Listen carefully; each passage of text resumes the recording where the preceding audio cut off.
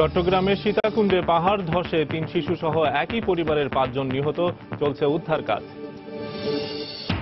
রাজনৈতিক দলগুলোর কর্মকাণ্ডে এখনই হস্তক্ষেপ করা হবে অনধিকার চর্চা, বলছে নির্বাচন কমিশন। ইসিকে বিতর্কিত না করার আহ্বান বিশেষজ্ঞদের। সিলেটে বন্যা পরিস্থিতির উন্নতি, নতুন উদ্যমে ফসলের মাঠে কৃষক। সরকারি সহায়তার দাবি, গাইবান্ধায় দেখা দিয়েছে পানিবাহিত নানা রোগ। আগে থেকে শারীরিক জটিলতা না থাকলে চিকুনগুনিয়ায় মৃত্যু হয় না, আবারও বললেন চিকিৎসকরা। গুজবে কান না দেওয়ার আহ্বান। এবং মালয়েশিয়ায় দালালের খপ্পরে পড়ে দিশেহারা কাগজপত্রহীন বাংলাদেশিরা, আর্থিক কষ্টে নিঃস্ব অনেকে। রিহায়ারিংয়ে ভিসা না মেলায় গ্রেপ্তার আতঙ্ক।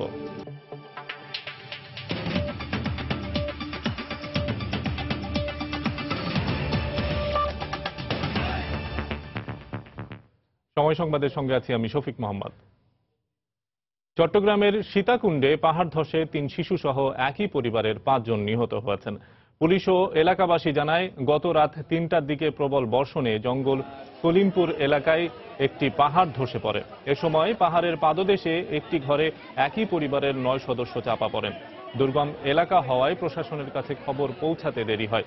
তবে স্থানীয়রা মাটি সরিয়ে সেখান থেকে ৩ শিশু ও ২ নারীর লাশ উদ্ধার করে। এছাড়া আরও ৪ জনকে জীবিত উদ্ধার করা হয়। গত ১০ বছরে জঙ্গল সালিমপুর এলাকায় পাহাড় ধসে অন্তত ২৫ জনের মৃত্যু হয়েছে। ৩টার পরে বৃষ্টিটা হয়েছে জোরে, ওই বৃষ্টিটা জোরে হওয়ার পরে কিন্তু ওই মাটিটা উপর থেকে লামিয়ে আইছে। ঘুমাইতেছি নি, উপর থেকে মাটি আমার কল্লা পর্যন্ত বসছে। আমার কাকা আমার যত টানে বাড়িতে পারি না, আমি এরকম ৮ দুটা বাড়ি ছিল। তারপর আমার কাকা ঠ্যাং ধরে ২বার টান দিয়েছে, লাস্টে আমি বাড়িতে পারছি। 10টা বাজে আপু আমাকে গর্ত নাইছে কথা কই আমার লগে। এরপরে রাতে 3টা বাজে দুলাভাই যায় আমাদের ঘরের দুয়ারে ঠাস করে পড়ছে। পড়ার পথে আমার শ্বশুর উঠছে, আমার স্বামী উঠছে, উঠে জিজ্ঞেস করছে আমার কেউ নাই, সব শেষ। এই মুহূর্তে সীতাকুণ্ডের জঙ্গল সলিমপুর এলাকায় আছেন রিপোর্টার পার্থ প্রতিম বিশ্বাস। সরাসরি চলে যাচ্ছি তার কাছে। পার্থ। ধন্যবাদ শফিক। সীতাকুণ্ডের এই জঙ্গল সলিমপুর এলাকায় গতকাল রাত ৩টায় পাহাড় ধসে ৫ জন একই পরিবারের সদস্য নিহত হয়েছে। তো সেক্ষেত্রে গতকাল রাত ৩টার দিকে এই ঘটনাটি ঘটেছে। যেহেতু আমরা জানি গতকাল থেকে কয়েকদিন ধরে কিন্তু চট্টগ্রামে প্রবল বর্ষণ হচ্ছিল। তো সেক্ষেত্রে আমরা আবহাওয়া অফিসের সাথে কথা বলেছিলাম, তারা আমাদেরকে জানিয়েছে গতকাল থেকে ২৪ ঘন্টায় ৯টা পর্যন্ত ৯৭ মিলিমিটার বৃষ্টিপাত রেকর্ড করা হয়েছে। তো সেক্ষেত্রে আপনি আসলে পাহাড়টি দেখতে পাচ্ছেন, অনেকটা দুর্গম পাহাড়। তো সেক্ষেত্রে পাহাড়ের নিচেই কিন্তু রফিক যিনি তার পরিবার সহ তারা বসবাস করত। সেক্ষেত্রে গতকাল রাতেও অন্যান্য দিনের মতো তারা এই দুর্গম যে পাহাড় সেই পাহাড়ে বসবাস করছিল। তো সেক্ষেত্রে গতকাল রাত ৩টার দিকে যখন প্রবল বর্ষণ হচ্ছিল, এই পাহাড়ের মাটি এই ঘরের উপর ভেঙে পড়ে। তো সেক্ষেত্রে ঘরে রফিকের স্ত্রী বিবি ফাতেমা এবং তার যে পুত্র সন্তান ইউনুস 10 বছরের, সে কিন্তু মারা যায়। এছাড়া কয়েকদিন আগে নোয়াখালী থেকে তার ননদ এখানে বেড়াতে এসেছিল। সেক্ষেত্রে ননদ দুর্ভাগ্যবশত ননদে যেমন মারা গেছে, সেই ক্ষেত্রে ননদের যে 2 কন্যা সন্তান লামিয়া এবং সামিয়া, তারাও কিন্তু এখানে পাহাড় চাপা পড়ে তারাও কিন্তু মারা গেছে। সেক্ষেত্রে আরো 4 জন ছিল, তাদেরকে এলাকাবাসী খবর পেয়ে কিন্তু উদ্ধার করেছে। তো এখানকার যারা লোকজন আছে তারা বলছে, এখানে যারা যেসব পাহাড় রয়েছে এই জঙ্গল সলিমপুর এলাকায়, এখানে কিন্তু পাহাড় কেটে অবৈধ বসতি স্থাপন করা হয়েছে দীর্ঘদিন ধরে। প্রতি বছর বর্ষাকাল আসলেই এখানে কিন্তু প্রাণহানির ঘটনা ঘটে। কিন্তু যখনই প্রাণহানির ঘটনা ঘটে তখনই প্রশাসনের পক্ষ থেকে কিছুটা টনক নড়ে, এরপরেই আবার সবকিছুই কিন্তু থেমে যায়। তো সেক্ষেত্রে এই যে জঙ্গল সলিমপুর এবং যে এলাকাটি রয়েছে, এখানে কিন্তু প্রাণহানির ঘটনা প্রতি বছর কোনোভাবেই ঠেকানো যাচ্ছে না। এবং একটি তথ্য রয়েছে, 10 বছরে প্রায় অন্তত 25 জন মানুষ এখানে মারা গেছে। এবং তারা বলছে প্রশাসন পক্ষ থেকে বারবার বলা হলো এবং সরকারকে বারবার বলা হলো, কিন্তু এই যে ছিন্নমূলের যে মানুষরা রয়েছে, বিশেষ করে এখানে যারা থাকে এবং সবাই হচ্ছে বেশিরভাগই পোশাক শ্রমিক। আমরা এখানকার যে ইউপি সদস্য রয়েছে তার সাথে কথা বলেছিলাম, তিনি আমাদেরকে জানিয়েছে এখানে প্রায় 100 থেকে 150 পরিবার অনেকটা ঝুঁকিপূর্ণভাবে বসবাস করে এবং 1 লাখের মতো মানুষ এই ছিন্নমূলের যে বস্তি রয়েছে, এই যে সীতাকুণ্ডের জঙ্গল সলিমপুর এলাকা, এই এলাকায় বসবাস করে এবং পাহাড়ের মধ্যে অনেকটা ঝুঁকিপূর্ণভাবে তারা থাকে। তারপরও প্রশাসনের পক্ষ থেকে যেমন তাদের পুনর্বাসনের কোনো ব্যবস্থা করা হয়নি। প্রতি বছরই বর্ষা আসলে কিন্তু জেলা প্রশাসন কিংবা প্রশাসনের পক্ষ থেকে বলা হয় যে পুনর্বাসনের ব্যবস্থা করা হবে, সেক্ষেত্রে তাদের কোনো পুনর্বাসনের ব্যবস্থা এখনো পর্যন্ত করা হয়নি। তো এই ছিল আমার কাছে সীতাকুণ্ডের জঙ্গল সলিমপুর এলাকা থেকে পাহাড় ধসে যে 5 জন সদস্য নিহত হয়েছে তাদের সর্বশেষ খবর। শফিক। সীতাকুণ্ডের জঙ্গল সলিমপুর এলাকায় পাহাড় ধসের ঘটনায় 5 জন নিহত হয়েছেন এবং সে বিষয়ে বিস্তারিত খবর জানাচ্ছিলেন আমাদের চট্টগ্রামের প্রতিনিধি পার্থপ্রতিম বিশ্বাস। জাতীয় সংসদ নির্বাচনের এখনো 1.5 বছর বাকি। নির্বাচনের এত আগে থেকে রাজনৈতিক দলগুলোর কর্মকাণ্ডে কমিশনের হস্তক্ষেপ করাকে অনধিকার চর্চা হবে বলে মনে করে নির্বাচন কমিশন। তাই এ নিয়ে রাজনৈতিক বক্তব্য আমলে নিচ্ছে না তারা, বরং গঠনমূলক সমালোচনা হলে তা গ্রহণ করা হবে বলে জানান নির্বাচন কমিশনাররা। এই মুহূর্তে 7টি কর্মপরিকল্পনা বাস্তবায়নের দিকেই মনোযোগ তাদের। অন্যদিকে নির্বাচন কমিশনকে অযথা বিতর্কে না জানানোর আহ্বান জানিয়েছেন বিশেষজ্ঞরা। একাদশ সংসদ নির্বাচনের কর্মপরিকল্পনা ঘোষণার পর এ নিয়ে সরব এখন রাজনৈতিক মহল। ক্ষমতাসীন আওয়ামী লীগ স্বাগত জানালেও বিএনপির ভাষায় অর্থহীন এই রোডম্যাপ। আবার তফসিলের আগে ইসির অবস্থান নিয়ে সিইসির বক্তব্য নিয়েও কম জল ঘোলা হয়নি।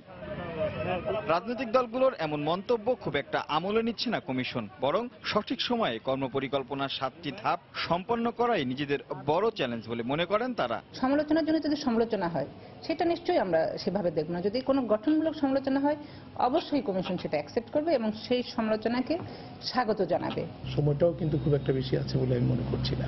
সবচেয়ে বড় চ্যালেঞ্জ হলো সময়, রিসোর্স এবং সকলের যে আমরা সহযোগিতা নিয়ে আমরা রোডম্যাপটা আমরা বাস্তবায়ন করতে চাচ্ছি, সেই সহযোগিতা যদি আমরা পাই আশা করি আমরা রোডম্যাপটা সুন্দরভাবে আমরা বাস্তবায়ন করতে পারবো। আর নির্বাচনকালীন সরকার ব্যবস্থা কেমন হবে কিংবা তফসিলের আগে রাজনৈতিক দলগুলো কিভাবে পরিচালিত হবে এসব বিষয়ে মাথা ঘামানো কমিশনের জন্য অনধিকার চর্চা বলে মনে করেন তারা।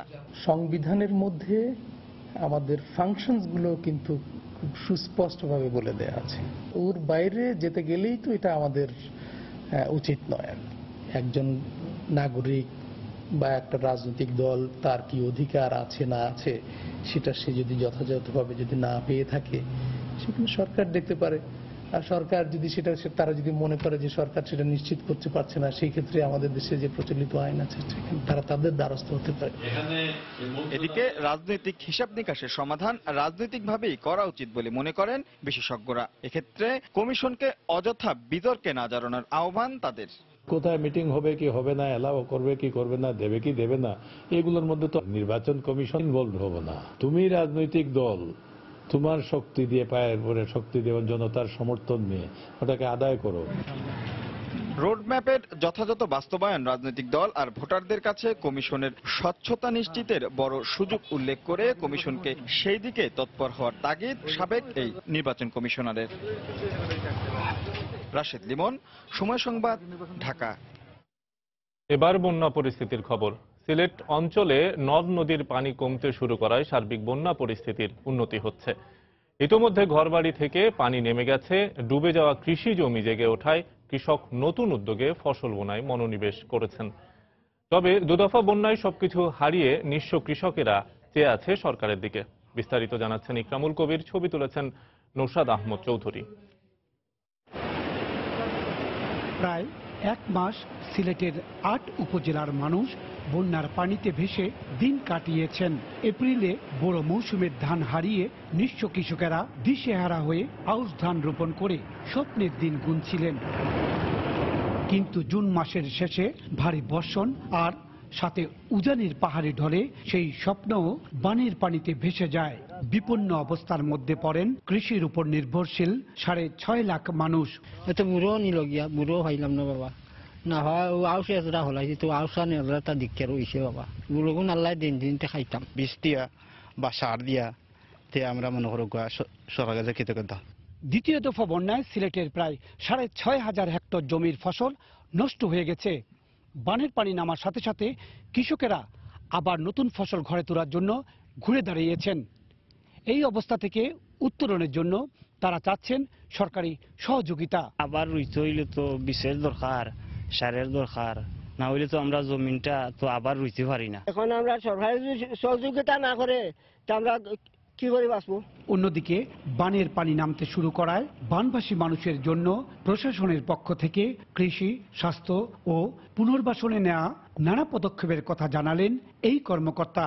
যতদিন পর্যন্ত তাদের একটা মোটামুটি সুস্থ অবস্থায় না দাঁড়াতে পারে ততদিন পর্যন্ত আমরা ত্রাণ কার্যক্রম চালিয়ে যাব। কৃষি বিভাগ থেকে তাদেরকে বীজ, সার বা ওই সেচের সময় যে সব সুবিধা দেওয়া, এটিও আমাদের কার্যক্রম চলমান আছে। দ্বিতীয় দফা বন্যায় সিলেটের 8 উপজেলার 55টি ইউনিয়ন এবং একটি পৌরসভার 5.5 লাখ মানুষ ক্ষতিগ্রস্ত হয়েছেন। জেলা প্রশাসনের পক্ষ থেকে বানবাসী মানুষের জন্য 813 মেট্রিক টন চাল ও নগদ 13 লাখ টাকা বিতরণ করা হয়েছে। ইকরামুল কবির, সময় সংবাদ, সিলেট। পানি নামলেও দুর্ভোগে আছেন গাইবান্ধার বানভাসী মানুষ। শোধনের উদ্যোগ না নেয়ায় দূষিত পানি পান করছেন তারা। এতে শরীরে দেখা দিয়েছে চর্মরোগ। এক্ষেত্রে স্বাস্থ্য বিভাগ মেডিকেল টিম গঠন করলেও সেবা না পাওয়ার অভিযোগ দুর্গতদের। তবে অপর্যাপ্ত জনবল ও অনুন্নত যোগাযোগ ব্যবস্থাকে দুষছেন স্বাস্থ্য বিভাগ। হেদায়েতুল ইসলাম বাবুর রিপোর্ট। ফুলছড়ি উপজেলার বালাসীঘাট থেকে নৌকায় 40 মিনিটের পথ পাড়ি দিলেই ব্রহ্মপুত্র নদের কোলে উজালডাঙ্গা চর। বানের জল নেমে গেলেও বন্যায় ডুবে থাকা টিউবওয়েলের পানি শোধনের কোনো উদ্যোগ নেই। বাধ্য হয়ে দূষিত পানি পান করছেন চরের মানুষ। অন্যদিকে বন্যার পানির মধ্যে টানা 1 সপ্তাহ বসবাস করায় চরে বসবাসকারী অনেকের শরীরে দেখা দিয়েছে চর্মরোগ। সর্দি, কাশি ও জ্বরের মতো অসুখ তো আছেই। একই চিত্র পার্শ্ববর্তী কোচখালী চরেও। তাদের অভিযোগ, এখনো কোনো ডাক্তারের দেখা পাননি তারা। পাওটাও দিয়ে বিছনাত গেলেন, তারে পাও জ্বালায় পোড়ায়, ঘায়ের যন্ত্রণায় ঘুম পারিতে পারি না, চুলকায়, ব্যথা, জ্বর। এই গাও নিয়ে পানি মনে থাকতে থাকতে খুব কষ্ট হয়, চুলকায়, কিন্তু ওষুধ পাতি পাই না। তো দিন মজুর করে খাই, এখন বন্যার কারণে তো কাম কাজ করতে পারতেছি না, হাতে পয়সা করি নাই। বাড়িঘর থেকে বন্যার পানি নেমে যাওয়ার পর মানুষের কষ্ট কিছুটা কমেছে, কিন্তু কাজকর্ম না থাকায় বন্যায় ক্ষতিগ্রস্ত বাড়িঘর মেরামত করতে পারছেন না চরের বাসিন্দারা। অন্য এক জায়গায় যা উঠছিলাম, সেন থেকে পানি নেমে গেছে, আবার এই যে সেন আসছি, কোনো কাম কাজ নেই, খাওয়ার নেই, দাওয়ার নেই, এইভাবে তো চলাফেরা করতেছি আমরা। চাউল আসছিল তাই চড়িয়া দিয়ে যায়, আলু ভর্তা হইয়া খাইতেছি। আমরা কি করব সেটা আমরা নিজেও জানি না, যে আসলে চরের মধ্যে আমরা কিভাবে বসবাস করব। জনবল ও নৌযান সংকটের কারণে সবগুলো চরে স্বাস্থ্যসেবা পৌঁছানো সম্ভব হচ্ছে না বলে জানালেন সিভিল সার্জন। সবগুলো চরের মধ্যে আমাদের জনবল এখনো পৌঁছতে পারেনি। এইসব জায়গায় আমরা জরুরি ভিত্তিতে লোক পাঠানোর ব্যবস্থা করব এবং যদি বন্যা পরবর্তী যে রোগ বালাইগুলো যেগুলো দেখা দেয় সেইগুলো যাতে না হয় তার জন্য আমি পরামর্শ দেব। উজানের ঢল ও বৃষ্টিপাতের ফলে সৃষ্ট বন্যায় গাইবান্ধা সদর, সাঘাটা, ফুলছড়ি ও সুন্দরগঞ্জ উপজেলার প্রায় 2.5 লাখ মানুষ ক্ষতিগ্রস্ত হয়। হেদায়েতুল ইসলাম বাবু, সময় সংবাদ, গাইবান্ধা। সময় সংবাদে আরো থাকছে। দেশে ক্রমেই বাড়ছে মাদক ব্যবসা। এক শ্রেণীর অসাধু কর্মকর্তার পৃষ্ঠপোষকতায় কারণ বলছেন অপরাধ বিশ্লেষকরা।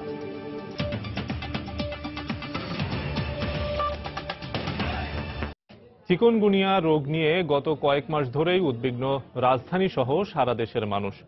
সম্প্রতি গণমাধ্যমে চিকুনগুনিয়া জ্বরে মৃত্যুর খবর আরও আতঙ্কিত করেছে সাধারণ মানুষকে। বিশেষজ্ঞ চিকিৎসকরা বলছেন, আগে থেকে শারীরিক জটিলতা না থাকলে চিকুনগুনিয়ায় মৃত্যু হয় না।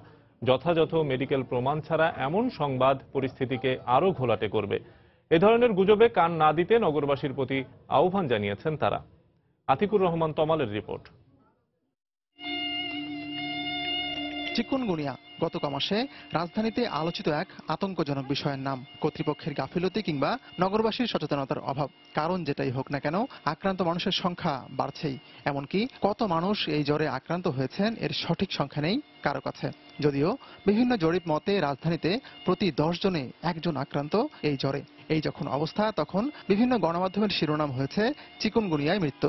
খবরের শিরোনাম হয়েছে বিচারপতি মনোয়ার উদ্দিন এবং অভিনেতা রাতিনও মারা গেছেন চিকুনগুনিয়ায়। যদিও অনেক ক্ষেত্রে স্বজনরাই তা নিশ্চিত করেননি। একটা রিপোর্ট ছিল চিকুনগুনিয়া টেস্ট, ওখানে ছিল পজিটিভ, চিকুনগুনিয়া পজিটিভ। আমরা এই ধরনের কোনো সংবাদ মিডিয়াকে দেইনি যে চিকুনগুনিয়ার কারণে উনি মারা গিয়েছেন। ওনার শরীরের মধ্যে লাঙে ইনফেকশন হয়েছিল, ইনফেকশনটা স্প্রেড করেছে এবং সেই অনুপাতে সে অনুযায়ী ডাক্তার সাহেবরা অ্যান্টিবায়োটিকই দিয়েছিলেন। সেই অ্যান্টিবায়োটিক রেসপন্স করা নাই বলে উনি মারা গিয়েছেন, ডাক্তারদের ভাষ্য। অভিনেতা রাতিনের স্বজনরাও গণমাধ্যমে জানিয়েছেন তার কিডনি জটিলতা এবং শ্বাসকষ্ট ছিল। বিশেষজ্ঞরা বলছেন চিকুনগুনিয়ায় মৃত্যু ঝুঁকি নেই, তবে অন্য কোনো জটিল রোগে আক্রান্ত থাকলে চিকুনগুনিয়া মারাত্মক হতে পারে। যাদের অন্যান্য রোগ আছে, যেমন ধরুন কারো হার্টের রোগ আছে, উচ্চ রক্তচাপ আছে, ডায়াবেটিস আছে, কিডনিতে প্রবলেম আছে, লিভারের প্রবলেম আছে, গর্ভবতী মা, তাদের জন্য একটু ঝুঁকিপূর্ণ। সেই জন্য মৃত্যু ঝুঁকি বলতে যেটা মিন করে অন্য কোনো মানুষের অন্য কোনো রোগ নাই হইলে কোনো মৃত্যু ঝুঁকি বলতে গেলে নাই। এই ধরনের রোগ যাদের থাকে তারা কিন্তু একটু ঝুঁকিপূর্ণ আসলে। এই অবস্থায় সংশ্লিষ্ট হাসপাতালগুলোকে চিকুনগুনিয়া আক্রান্ত রোগীর মৃত্যু নিরীক্ষার তাগিদ দিয়েছেন বিশেষজ্ঞরা। পাশাপাশি তারা বলছেন ডাক্তারি পরীক্ষা ছাড়া চিকুনগুনিয়াকে মৃত্যুর কারণ হিসেবে উল্লেখ করা অনুচিত হবে। চিকুনগুনিয়ার জন্য মারা গেছে এটা বলা যাবে না। মানুষের মধ্যে এমনি তো প্যানিক হয়ে আছে, মানুষের আতঙ্ক হয়ে আছে। এই ধরনের নিউজ যদি বড় করে হেডলাইন দিয়ে একজন মারা গেল ওইটাই বড় করে দিবেন, 2-1 মানুষ তো মারা গেলেই চিকুনগুনিয়া মারা গেছে, এটা তো বলা ঠিক হবে না প্রমাণ ছাড়া আসলে। তিনি আরো জানান, গত বছর ভারতে ডেঙ্গু ও চিকুনগুনিয়ায় 25 জন মারা গেছেন এমন খবর প্রকাশিত হয়েছিল, যা পরবর্তীতে সত্যি নয় বলে জানা গেছে। আতিকুর রহমান তমাল, সময় সংবাদ, ঢাকা।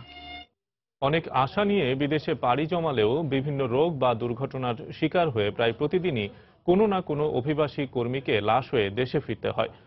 পরিবারের উপার্জনকারী সদস্যের এমন মৃত্যুতে অসহায় হয়ে পড়ে পুরো পরিবার। বিদেশে মৃত্যুবরণকারী প্রবাসী শ্রমজীবীদের পরিবারকে তাদের ন্যায্য পাওনা ও ক্ষতিপূরণ দিতে সুনির্দিষ্ট পরিকল্পনা সহ নীতিমালা প্রণয়নের তাগিদ দিয়েছেন বিশেষজ্ঞরা। এক্ষেত্রে উদ্যোগ নেওয়ার পরিকল্পনা রয়েছে বলে জানান প্রবাসী কল্যাণমন্ত্রী। অভিবাসী শ্রমিকের মৃত্যু নিয়ে প্রসূন আশিসের ধারাবাহিক প্রতিবেদনের আজ দেখুন চতুর্থ ও শেষ পর্ব। একটু সুখ, স্বাচ্ছন্দ্য আর সচ্ছলতা ফিরিয়ে আনতেই 4 বছর বয়সের একমাত্র সন্তানকে বোনের কাছে রেখে 3 বছর আগে লেবানন যান ঢাকার তারানা বেগম। কিন্তু 2.5 বছর যেতে না যেতেই তার মৃত্যু সংবাদ আসে বোনের কাছে। এমন মৃত্যুর পর পরিবারটির নিদারুণ কষ্ট আর রেখে যাওয়া সন্তানের অনিশ্চিত ভবিষ্যতের কথা তুলে ধরেন ছোট বোন ফারজানা আক্তার। আমি এই বাচ্চাটাকে নিয়ে কষ্ট করতেছি, কোনো ওষুধপত্র কোনো নিয়ে কোথাও বাচ্চাটাকে ভালো স্কুলে দিতে পারি না। আমার তো আর সম্ভব না আমি ওকে একটা ভালো কাপড় কিনা দেওয়ার। একইভাবে সৌদি আরবে কর্মস্থলে যাওয়ার পথে দুর্ঘটনায় মারা যাওয়া নোয়াখালীর ফারুক হোসেনের পরিবারের অসহায় অবস্থার কথা উঠে আসে তার জামাতার কণ্ঠে। ওনার স্ত্রী শাহিনা ইয়াসমিন খুবই কষ্টের সাথে এই সংসারটা টেনে নিয়ে যাচ্ছে। সংসার চালানোর মতো কোনো অ্যাবিলিটি নেই, মানসিকভাবে উনি এখনো বিপর্যস্ত। বিদেশে কাজ করতে গিয়ে এভাবেই হৃদরোগ, মস্তিষ্কে রক্তক্ষরণ সহ নানা দুর্ঘটনায় প্রতি বছর লাশ হয়ে ফিরে আসে প্রায় 3,500 অভিবাসী কর্মী। সম্প্রতি পরিচালিত এক গবেষণা মতে উপার্জনকারী কোনো ব্যক্তির মৃত্যুর পর প্রায় 48% পরিবারের সদস্যরা মারাত্মক হতাশা ও অনিদ্রার পাশাপাশি গুরুতর অসুস্থ হয়ে পড়েন। এছাড়া 90% পরিবার খাদ্য তালিকা ছোট করার পাশাপাশি শিক্ষা, স্বাস্থ্য, বাসস্থান সহ বিভিন্ন ক্ষেত্রে খরচ কমাতে বাধ্য হয়। বিশেষজ্ঞরা মনে করেন বিষয়টিকে রাষ্ট্রীয়ভাবে গুরুত্ব দিয়ে প্রয়োজনীয় উদ্যোগ নেওয়া দরকার। এখনো আমাদের কার্যক্রমকে বাংলাদেশে সেই পর্যায়ে নিয়ে যেতে পারিনি যে এদের পরিবারের জন্য বিশেষ কোনো প্রোগ্রাম আমরা চিন্তা ভাবনা করব। তবে এভাবে যদি আমরাও এগিয়ে আসি এবং সরকারের পার্টি করেন তাহলেই কিন্তু এই পরিবারটির যে কথাগুলো আমরা বলছি তাদের সেই দুরবস্থার মধ্যে পড়তে হবে না। পরিবারের অন্য সদস্যকে বিদেশে পাঠানো, চাকুরি দেয়া কিংবা ঋণ সহায়তা দেয়া সহ নানা সুযোগ সুবিধা দিতে সুনির্দিষ্ট পরিকল্পনার পাশাপাশি নীতিমালা তৈরির পরামর্শ দেন তারা। যদি কোনো পলিসি গাইডলাইন নাও থাকে তাহলে আমি বলবো যে এই ব্যাপারে ইমিডিয়েটলি পলিসি গাইডলাইন তৈরি হওয়া উচিত। তাদের পরিবারের কারোর অভিবাসনের সুযোগ তৈরি করা যায় কিনা, ব্যাংকিং যে লোন, এন্টারপ্রাইজ ডেভেলপমেন্ট সেই সহায়তাও বাড়ানোর একটা ব্যাপার তৈরি করা যেতে পারে। এদিকে এসব পরিবারকে সহায়তা দেওয়ার জন্য পরিকল্পনা নেওয়ার কথা জানান প্রবাসী কল্যাণমন্ত্রী। আমাদের পরিবারের জন্য আমরা স্কুলের ব্যবস্থা করতেছি, তাদের চিকিৎসার জন্য হাসপাতালের ব্যবস্থা হচ্ছে। অসহায় এসব পরিবারের পাশে দাঁড়াতে ব্যক্তি খাতের উদ্যোক্তা সহ সংশ্লিষ্টদেরও ভূমিকা রাখার আহ্বান জানান প্রবাসী কল্যাণমন্ত্রী। প্রসূন আশিস, সময় সংবাদ, ঢাকা। মালয়েশীয় সরকার ও নিয়োগকর্তাদের বিভিন্ন শর্ত, সেই সঙ্গে বৈধ হতে গিয়ে বিভিন্ন জায়গায় দালালদের খপ্পরে পড়ে দিশেহারা হয়ে পড়েছেন কাগজপত্রহীন বাংলাদেশিরা। রি-হায়ারিং প্রোগ্রামে অংশ নিতে গিয়ে পাসপোর্ট সহ টাকা পয়সা হারিয়ে নিঃস্ব হয়ে পড়েছেন অনেকে। আবার যারা রি-হায়ারিং এ অংশ নিয়েছেন তাদের অনেকেরই এখনো ভিসা না মেলায় গ্রেফতার আতঙ্কে ভুগছেন। মালয়েশিয়া প্রতিনিধি আব্দুল কাদেরের তথ্য ও ছবি নিয়ে ডেস্ক রিপোর্ট। মালয়েশিয়ার সব অবৈধ অভিবাসীর বৈধ হবার মেয়াদ এবছরের শেষ পর্যন্ত বাড়ানোর পর সুযোগটি কাজে লাগাতে মরিয়া হয়ে উঠেছেন বাংলাদেশ, ভারত সহ বিভিন্ন দেশের অবৈধ শ্রমিকরা। মালয়েশীয় সরকার বৈধ হবার সুযোগ দিলেও রিহায়ারিং প্রোগ্রামে অংশ নিতে নির্ধারিত শর্ত বেঁধে দেয় বিপাকে পড়ার কথা জানান কাগজপত্রহীন অবৈধ বাংলাদেশিরা। সবাই খুব অসুবিধার মধ্যে আছে। অনেক সময় দেখা গেল যে এই দেশের সরকার টাইম দিচ্ছে যে এত মাসের ভিতরে তোমরা ফিঙ্গারপ্রিন্ট করতে পারবা, তোমরা ই কার্ড পাইবা, কিন্তু আমাদের ওই বসদের বিভিন্ন অজুহাতে বিভিন্ন কারণে সময় মতো আমরা যাইতে পারতেছি না। ই কার্ডের মেয়াদও শেষ হয়ে গেছে, প্রায় লোকে করতে পারছে না। এখন বর্তমানে আবার চালু করছে রিহায়ারিং একই অবস্থা পড়তেছে। বেশিরভাগ শ্রমিক বৈধ হবার প্রক্রিয়ায় নানা জটিলতার জন্য নিয়োগকর্তা ও কর্মরত প্রতিষ্ঠানকে দায়ী করেন। আবার অনেকেই দালালদের খপ্পরে পড়ে পাসপোর্ট সহ টাকা পয়সা হারিয়ে নিঃস্ব হয়ে পড়েছেন। কেউ কেউ রিহায়ারিং প্রোগ্রামে অংশ নেওয়ার 1 বছর পরও হাতে পাননি কাঙ্ক্ষিত ভিসা। এ অবস্থায় রিহায়ারিং প্রোগ্রাম সহজকরণ ও অসহায় প্রবাসীদের সহযোগিতায় বাংলাদেশ দূতাবাসকে কার্যকর ভূমিকা রাখার আহ্বান জানিয়েছেন তারা। 2 বছর ধরে রিহায়ারিং এর জন্য আমি জমা দিছি, কিন্তু বারবার বসের কাছে গেলে বসের সমস্যা বলতেছে, ইমিগ্রেশন প্রবলেম, এই সমস্যা ওই সমস্যা দেখায় আমাদেরকে খালি টাইম পাস করায়। 1 বছর ধরে টাকা দিচ্ছি, এজেন্টে বলতেছে 2 মাস 3 মাসের ভিতর ভিসা পাবা, কিন্তু আজ 1 বছর হয়ে যাইতেছে আমার কোনো ভিসার কোনো খবর নাই, কাগজপত্রের খবর নাই। আমাদের টাকা পয়সা অনেকেরই মার যাইতেছে, কষ্ট করে আমরা কাজ করি, বেতন থেকে টাকা কাটে নেয়, আমাদের পারমিট এখনো অনেকে পাইতেছে অনেকে পাইতেছে না। তবে সম্প্রতি বাংলাদেশ হাই কমিশন জানিয়েছে, কারো কাছ থেকে কোনো ধরনের হেনস্থা হবার অভিযোগ পেলেই ব্যবস্থা নেওয়া হচ্ছে। যদি কেউ বৈধ থাকে তাকে যদি ওখানে কেউ যদি ধরে নিয়ে যায় তাহলে তার সব রয়েছে, তার আইন বলেন মানে নৈতিকতা বলেন সবকিছু তার পক্ষে রয়েছে, তাকে কেন ধরে নিয়ে যাবে। এবং দূতাবাসকে সাথে সাথে জানান। আমরা এরকম আমাদেরকে যারা জানান কিছুদিন আগে এক রেস্টুরেন্ট থেকে 11 জনকে ধরে নিয়ে গিয়েছিল, সাথে সাথে টেলিফোন করা হয়েছে, সাথে সাথে তারা 11 জনকে ছেড়ে দিয়েছে। মালয়েশিয়ায় 6.5 লাখ বাংলাদেশি শ্রমিকের বসবাস। এদের মধ্যে প্রায় 2 লাখ বৈধভাবে অবস্থান করলেও অবৈধ রয়ে গেছেন প্রায় 3.5 লাখ শ্রমিক। বাংলাদেশ হাই কমিশনের তথ্য মতে এখন পর্যন্ত প্রায় 2,93,000 বাংলাদেশি রিহায়ারিং এর জন্য নাম নিবন্ধন করেছেন, আর ই কার্ড সংগ্রহ করেছেন 1 লাখেরও বেশি শ্রমিক। সময় সংবাদ, কুয়ালালামপুর, মালয়েশিয়া। সময় সংবাদে আরো থাকছে, দ্বিতীয় দফা মেয়াদ শেষ হলেও চালু করা সম্ভব হচ্ছে না দ্বিতীয় তিস্তা সড়ক সেতু। ঠিকাদার ও কর্তৃপক্ষের উদাসীনতাই কারণ, দাবি এলাকাবাসীর।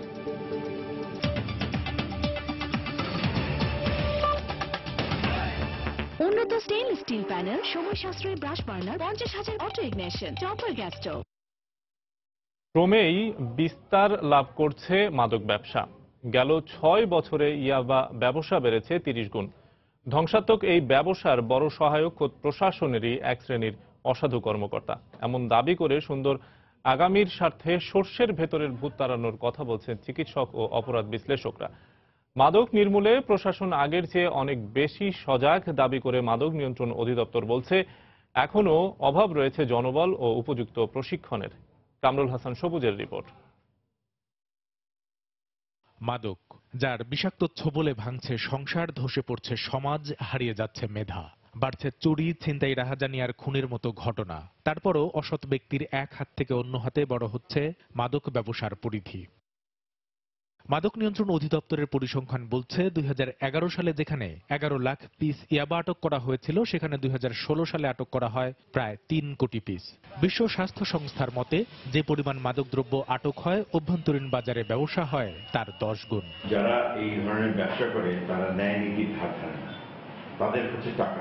মাদকের যে অভিশাপ, সেই অভিশাপটা কিন্তু আমাদের দেশে, আমাদের সমাজের জন্য প্রচন্ড একটা হুমকি তৈরি করছে।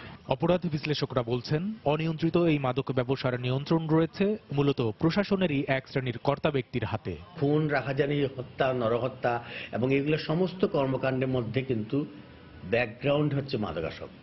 স্থানীয় এমপি, স্থানীয় যে পুলিশ প্রশাসন, স্থানীয় যে অন্যান্য সংস্থা, তারা এই সমস্ত সবকিছুর সঙ্গে জড়িত, এবং তারা যদি এটার সাথে জড়িত না থাকে তাহলে পরে এই ধরনের হাজার হাজার কোটি টাকার ব্যবসা চলে কি করে? গভর্নমেন্টকে স্ট্রিক্ট হতে হবে, গভর্নমেন্টের লোকরাই যদি এটার মধ্যে ইনভলভ থাকে, শস্যের মধ্যে যদি ভূত থাকে তো শস্য দিয়ে ভূতটা দেখে। মাদক নিয়ন্ত্রণ অধিদপ্তরের দাবি, মাদক নিয়ন্ত্রণে আগের চেয়ে তৎপর তারা, জড়িতদের আটকে নেওয়া হচ্ছে নতুন কৌশল। আমাদের মাঠ পর্যায়ের কর্মকর্তারা আছেন, তাদের ভালো ট্রেনিং নেই। এখন ট্রেনিং এর মাধ্যমে তারা অনেক রপ্ত করেছে এবং আমাদের তদন্তের মানও অনেক উন্নত হচ্ছে এবং আমরা এদের বিরুদ্ধে ব্যবস্থা নিতে পারবো, তাদেরকে আইনের আওতায় আনতে পারবো। মাদক নিয়ে কাজ করা বিভিন্ন সংস্থাগুলোর তথ্য মতে সারা দেশে প্রতিদিন 200 কোটির বেশি টাকার মাদক কেনা বেচা হয়। এতে সহজেই বোঝা যায় বছর জুড়ে মাদক চোরাচালানে কি পরিমাণ অর্থ পরিণত হচ্ছে কালো টাকায়। আরো ভয়ঙ্কর তথ্য, দেশের ভেতরে ঢুকে পড়া বিপুল ইয়াবার 85% ভেজাল, যা খাঁটি ইয়াবার চেয়ে কয়েক গুণ কম সময়ে মাদক সেবীদের করে দিচ্ছে বিকলাঙ্গ। সচেতন নাগরিকরা বলছেন প্রশাসনের কঠোর পদক্ষেপ আর সততাই পারে মাদকের অভিশাপ থেকে দেশকে মুক্তি দিতে। কামরুল হাসান সবুজ, সময় সংবাদ, ঢাকা। মৌলভীবাজারের শ্রীমঙ্গলে অসুস্থ থাকার 7 দিন পরে হাতি রাজলক্ষ্মী মারা গেছে। সকালে উত্তর ভাড়াউড়া এলাকায় হাতিটির মৃত্যু হয়। হাতির মালিক জানান, গতকাল থেকে হাতিটি খাওয়া দাওয়া বন্ধ করে অচেতন অবস্থায় পড়ে থাকে। এরপর আজ সকাল 11:15টায় চিকিৎসক পরীক্ষা করে হাতিটিকে মৃত ঘোষণা করেন। হৃদরোগজনিত কারণে রাজলক্ষ্মী মারা গেছে বলে জানিয়েছেন চিকিৎসক। গত 14 জুলাই গভীর রাতে একটি সার্কাস গ্রুপের লোকজন ব্রাহ্মণবাড়িয়া থেকে ট্রাকে করে হাতিটিকে শ্রীমঙ্গলের উত্তর ভাড়াউড়া এলাকায় নিয়ে আসে। এ সময় ট্রাক থেকে নামানোর সময় হাতিটির ডান পায়ে এবং কোমরে প্রচন্ড ব্যথা পায়। এরপর থেকে উঠে দাঁড়াতে পারছিল না হাতিটি। নানা অজুহাতে তৃতীয় দফা মেয়াদ শেষ হলেও দ্বিতীয় তিস্তা সড়ক সেতু চালু করা সম্ভব হচ্ছে না। এতে রংপুর ও লালমনিরহাট জেলার কয়েক লাখ মানুষের দুর্ভোগও আপাতত কাটছে না। এলাকাবাসীর অভিযোগ, ঠিকাদারি প্রতিষ্ঠান এবং নির্মাণ তদারকি সংস্থার খামখেয়ালির কারণেই এই অবস্থা। তবে নির্মাণ তদারণকারী কর্তৃপক্ষ বলছে, সেতুর কাজ শেষ হলেও সংযোগ সড়ক তৈরির পরই চালু করা হবে সেতুটি। শাকিল মাহমুদের ক্যামেরায় রংপুর থেকে মানিক সরকারের রিপোর্ট। বহমান তিস্তার একদিকে রংপুর, অন্যদিকে লালমনিরহাট জেলা। এই দুই জেলার মানুষের মাঝে এক নিবিড় সেতু বন্ধন গড়ে তুলতেই দ্বিতীয় তিস্তা সড়ক সেতু নির্মাণের উদ্যোগ নেওয়া হয়। এই অঞ্চলের মানুষের স্বপ্নের এই সেতুটি চালু হলে এখানকার একমাত্র স্থলবন্দর বুড়িমারির সঙ্গে যুক্ত হয়ে সড়কটি পরিণত হবে আন্তর্জাতিক মহাসড়কে। কিন্তু গত জুনে তৃতীয় দফা বাড়তি সময়ের মেয়াদ শেষ হলেও নানা অজুহাতে সেতুটি চালু করা যাচ্ছে না। ফলে খেয়া পারাপারি এখনো একমাত্র ভরসা এ দুই জেলাবাসীর। এই ব্রিজটা কমপ্লিট না হওয়ার কারণে আমরা বৃহত্তর রংপুরবাসী অবর্ণনীয় দুর্ভোগ পোহাতে হচ্ছে আমাদের। নৌকা পারাপারে অনেক রোগী, অনেক সমস্যা হয়, মারাও যায়, মেডিকেলে আমরা পৌঁছাতে পারি না। আমরা চাই যে এই কাজটি দ্রুত গতিতে যেন সম্পন্ন হয়।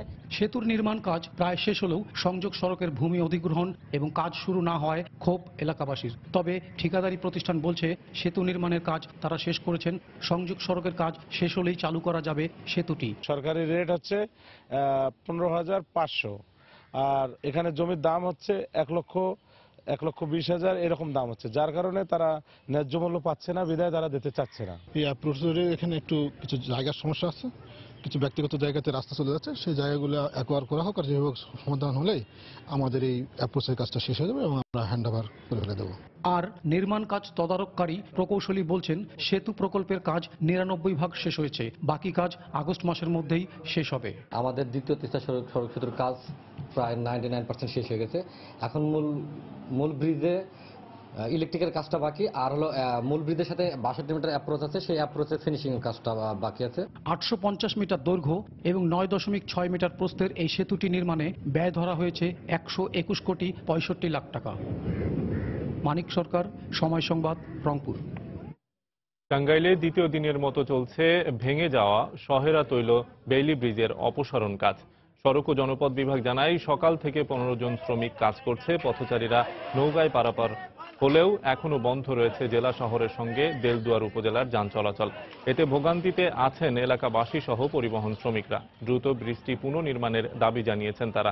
গত মঙ্গলবার দুপুরে চট্টগ্রাম থেকে টাঙ্গাইলগামী একটি সার ভর্তি ট্রাক উঠলে ব্রিজটি ভেঙে 30 ফুট পানির নিচে পড়ে যায়। এতে গুরুতর আহত হন ট্রাক চালক ও হেলপার।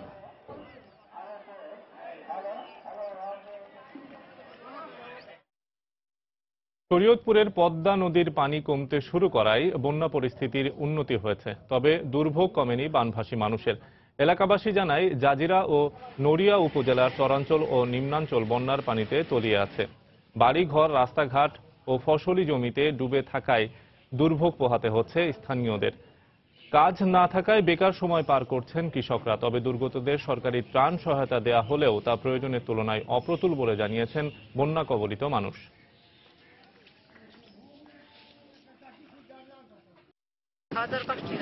বাজার করতে পানি খেয়ে যাইতে পারে না, পানি খেয়ে আনতে পারে না। গরু আছে, ছাগল আছে, এদের কোনো ঘাস ঘুষ নাই, এদের খাওয়াইতে পারতেছি না। আমরা অনেক সমস্যার ভিতরে আছি বন্যার কারণে। আমরা কিছুই পাইনি, হ্যাঁ নাইয়া কোনো মেম্বারও দেয় নাই, কোনো চেয়ারম্যানও দেখে না যে পানির মধ্যে যে বাইরে কিছু দেই, সাহায্য কিছু খায় না, খেয়ে অনেকেই কষ্ট মনে করেন। কর্নেল আবু তাহের চরম পাকিস্তান বিরোধী হওয়ায় জিয়াউর রহমানের শাসন আমলে তাকে মিথ্যা মামলায় হত্যা করা হয়েছিল বলে মন্তব্য করেছেন জাতীয় সমাজতান্ত্রিক দল জাসদ সভাপতি হাসানুল হক ইনু। সকালে রাজধানীর বঙ্গবন্ধু এভিনিউয়ে জাসদের কেন্দ্রীয় কার্যালয়ে কর্নেল তাহেরের প্রতিকৃতিতে ফুল দিয়ে শ্রদ্ধা জানিয়ে একথা বলেন তিনি। এ সময় তিনি আরও বলেন, উচ্চ আদালতের রায়ে প্রমাণ হয়েছে কর্নেল তাহের নির্দোষ ছিলেন। শুধুমাত্র পাকিস্তান বিরোধী ও বঙ্গবন্ধু হত্যাকাণ্ডের প্রতিবাদ করায় জাতি কর্নেল তাহেরের মতো একজন দেশপ্রেমিক মুক্তিযোদ্ধাকে হারিয়েছে বলে মন্তব্য করেন হাসানুল হক ইনু। জাসদ সহ কয়েকটি রাজনৈতিক দলের নেতাকর্মীরা কর্নেল তাহেরের দিবস উপলক্ষে তার প্রতিকৃতিতে ফুল দিয়ে শ্রদ্ধা জানান।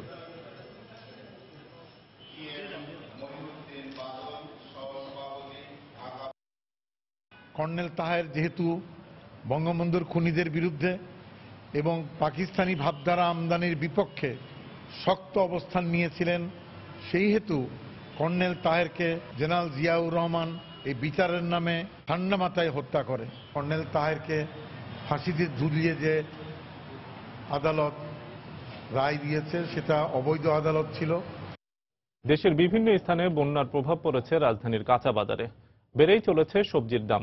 ফসল নষ্ট হয় সরবরাহ কমার দাবি করে সব ধরনের সবজিতে 10 থেকে 15 টাকা বাড়তি দাম রাখছেন বিক্রেতারা। ক্রেতাদের অভিযোগ, সবজির সরবরাহ যতটা কমেছে তার চেয়ে সংকট বেশি দেখানো হচ্ছে। মাছের বাজারেও বাড়তে শুরু করেছে ইলিশের সরবরাহ।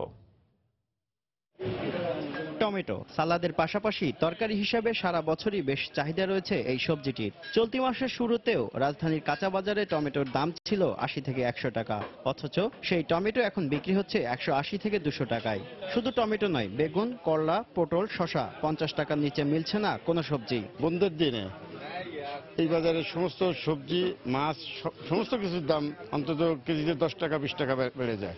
কালকে করলা কিনলাম 50 টাকা 60 টাকা কেজি, আজকে হলো 80 টাকা কেজি। আমাদের খাইতে হবে, এই তো বাজারের অবস্থা। যদিও ক্যামেরার সামনে ক্রেতাদের এই অভিযোগ অস্বীকার করলেন বিক্রেতারা। করলা 50 টাকা 60 টাকা 65 টাকা 55 টাকা এরকম চলছে। লেবু ভর্তি হলে 20 টাকা 15 টাকা এই আর কি। শসা 40 টাকা 45, যদি বেশ কমে যায় 50। লাল শাক এটা 10 টাকা, এটা 10 টাকা। পুঁই শাক, কলমি শাক 10 টাকা দিবেছে, জোড়া 15, 3টা 25। মৌসুম চলে আসায় বিক্রেতাদের ঝুড়িতে শোভা পাচ্ছে নানা আকারের ইলিশ। তবে দাম এখনো সাধারণ ক্রেতাদের নাগালের বাইরে। বাড়তি দাম পাবদা, ট্যাংরা, কই ও মলা সহ অন্যান্য মাছেরও। কালকে যেটা কিনি 4000 টাকা 45 টাকা হারতে, আজকে একটু দাম বেশি। আমার কাছে যে 1100 টাকা পিস, 900 গ্রাম চাই। আমাদের সাধারণ মানুষের মানে ওইটা কেনার মতো কোনো ক্ষমতা নেই। ছোট সাইজ, একেবারে ছোট, যেটা মানে ওই 200 টাকা কিনি সেটা আজকে কিনছি 350 টাকা করে। বাতাসি 360 টাকা রেট কেনা, 450 400 বিক্রি। এটা আপনার 400 টাকা করে কেনা, 500 550 বিক্রি। চান্দা হলো আপনার 280 টাকা করে কিনা, 320 360। গেল সপ্তাহের দামে বিক্রি হচ্ছে সব ধরনের মাংস।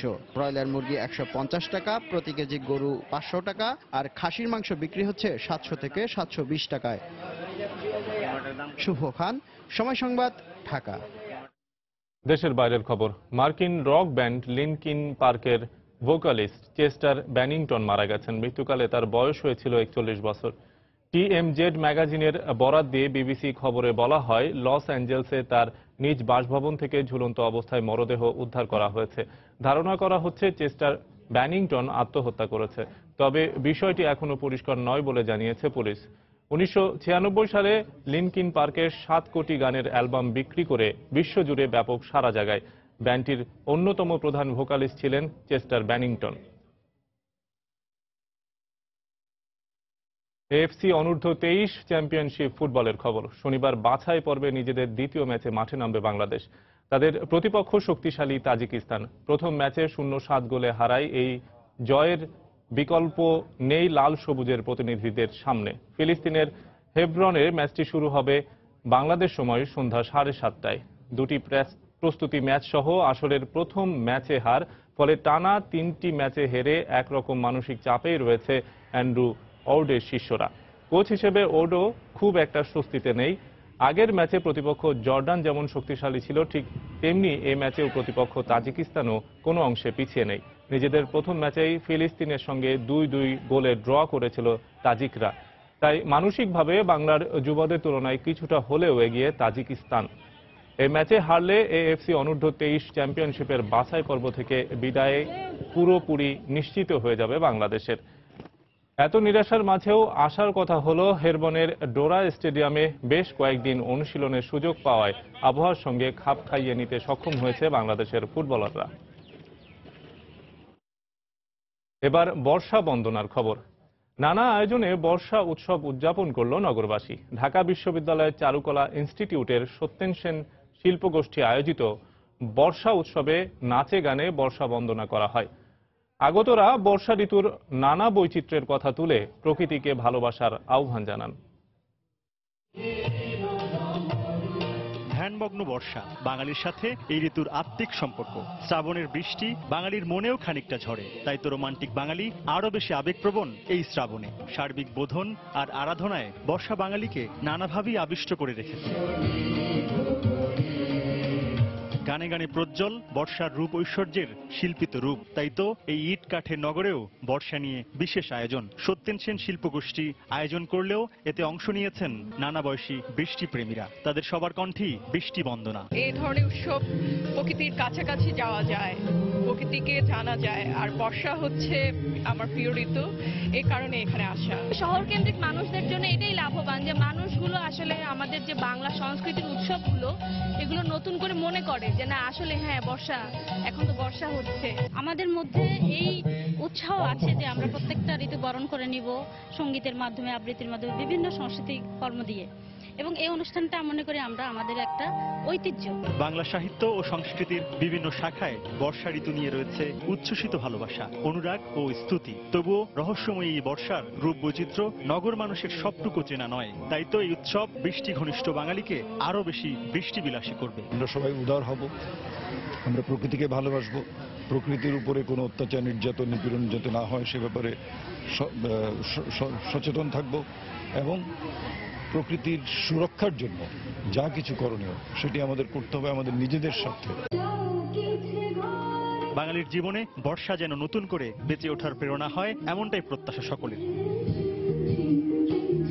তরিকুল ইসলাম সৌরভ, সময় সংবাদ, ঢাকা। এ পর্যায়ে শীর্ষ সংবাদ জানিয়ে দিচ্ছি আরেকবার। চট্টগ্রামের সীতাকুণ্ডে পাহাড় ধসে 3 শিশু সহ একই পরিবারের 5 জন নিহত, চলছে উদ্ধার কাজ। রাজনৈতিক দলগুলোর কর্মকাণ্ডে এখনই হস্তক্ষেপ করা হবে, অনধিকার চর্চা বলছে নির্বাচন কমিশন। ইসিকে বিতর্কিত না করার আহ্বান বিশেষজ্ঞদের। সিলেটে বন্যা পরিস্থিতির উন্নতি, নতুন উদ্যমে ফসলের মাঠে কৃষক, সরকারি সহায়তার দাবি। গাইবান্ধায় দেখা দিয়েছে পানিবাহিত নানা রোগ। আগে থেকে শারীরিক জটিলতা না থাকলে চিকুনগুনিয়ায় মৃত্যু হয় না, আবারও বললেন চিকিৎসকরা। গুজবে কান না দেওয়ার আহ্বান। এবং মালয়েশিয়ায় দালালের খপ্পরে পড়ে দিশেহারা কাগজপত্রহীন বাংলাদেশিরা, আর্থিক কষ্টে নিঃস্ব অনেকে, রিহায়ারিংয়ে ভিসা না মেলায় গ্রেফতার আতঙ্ক। এই ছিল এখনকার মতো। যে কোনো খবর পেতে ভিজিট করুন সময়নিউজ.tv, যে কোনো বাংলা লিংক ও রবি নম্বর থেকে সময় সংবাদের খবর, অনুষ্ঠান সম্পর্কে জানতে এবং যে কোনো তথ্য সময় সংবাদকে জানাতে ডায়াল করুন 16242 নম্বরে। এছাড়া এইমাত্র পাওয়া খবর আপনার মোবাইলে পেতে SMS করুন *BN লিখে পাঠিয়ে দিন 16242 নম্বরে। আর সঙ্গে থাকুন সময়।